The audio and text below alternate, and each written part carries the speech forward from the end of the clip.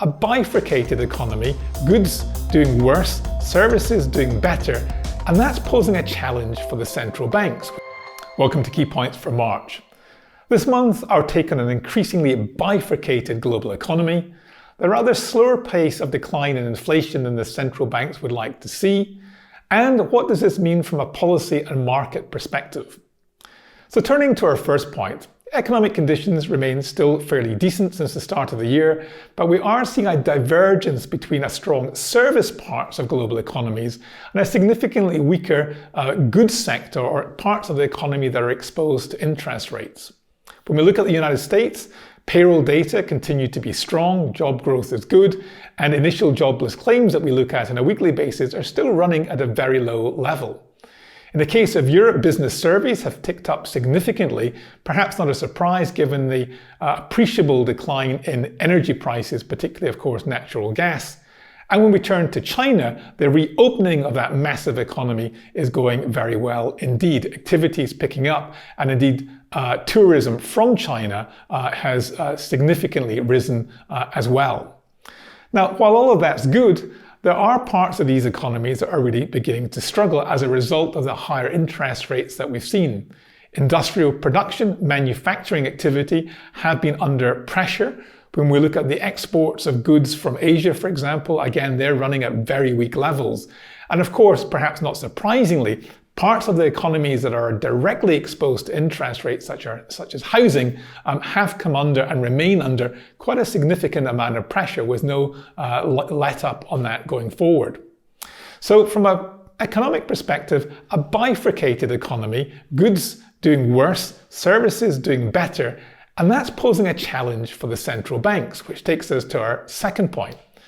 Inflation, while it's coming down fairly appreciably, the pace of that decline is a little bit concerning. Certainly when we looked at the data coming out for January, whether it be across Europe or the United States, month-on-month inflation numbers are still troubling. Indeed, they picked up a little bit with higher revisions to prior data.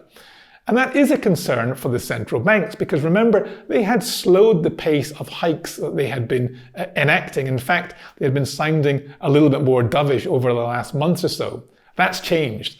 They're now got a much more hawkish tone. They're emphasizing the fact that they need to bring inflation down to their targets within a reasonable time frame, and they're going to act accordingly. Now that takes us to our third point, because what does that mean? And when we look at financial market pricing, the expectations for terminal rates, or the peak in policy rates, has moved up quite considerably just in the last number of days. We've seen another 2 or perhaps even 3 rate hikes now expected, whether it be in Europe or in the United States or other parts of the world. And that's quite a shift in terms of market pricing. And that is having an impact in other parts of financial markets. Bond yields have spiked higher. When we look at the front end of government bond curves, we see a significant higher rate environment there. And of course, that is feeding through into the rest of the economy. It means that borrowing costs are rising. And remember, this is by design. These central banks are trying to make borrowing costs higher in order to slow the economy, in order to take some of the heat out of inflation. And we suspect it is already working, and it's likely, of course, to be more intense as we go forward. Not only are bond yields picking up, but of course, whether it's borrowing costs from an individual or a company, they're also rising quite appreciably as well. When we look at lending standards in the United States and in Europe, banks are becoming more reluctant to lend. In other words, it's becoming harder to access funding.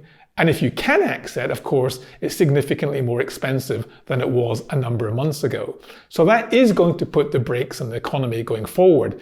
And we suspect, although the large companies are still able to tap the financial markets, investors are still prepared to borrow to these companies, for small and medium-sized enterprises that are much more dependent on bank funding, on personal funding, the significant rise that we've seen in rates will undoubtedly have an impact. It's going to be a more challenging environment for these companies going forward. And remember, it takes time for the full effect of higher rates to feed into the real economy. I think we've mentioned this before, but it is going to be much more difficult in the second part of this year.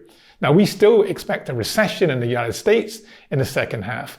and that will have global consequences. Even although China is picking up some slack given the reopening, it's not enough, we think, to offset that declining momentum in terms of economic activity in H2.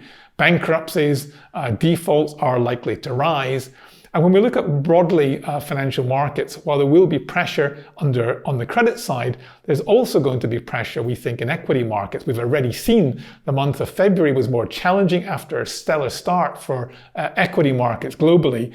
As we see these rates get repriced, as we see economic activity slow, as we see margins and revenues come under pressure, we still suspect the risk for risk assets of equities and credit is lower. Remember, as always, you can read our full report on zurich.com/MSME.